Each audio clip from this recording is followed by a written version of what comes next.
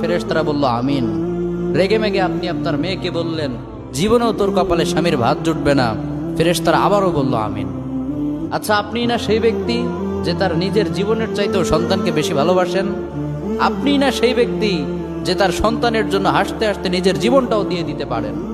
আপনি না সেই ব্যক্তি যে আল্লাহর কাছে নিজের চাইতেও সন্তানের জন্য বেশি দোয়া করে? তাহলে কি করে নিজের হাতে নিজের সন্তানের এত বড় ক্ষতি করতে পারলেন?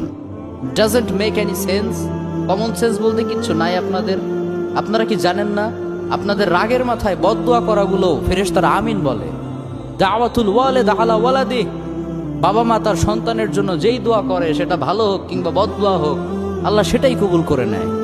এজন্য খবরদার, নেভার কার্স ইউর চিলড্রেন। রাগের মাথায় কখনো সন্তানকে অভিশাপ করবেন না। খুব বেশি রাগ উঠে গেলে তার জন্য উল্টা ভালো দোয়া করেন। কাবা শরীফের একজন ইমাম আছে, ইমাম আল কালবানি, তার মায়ের যখন প্রচন্ড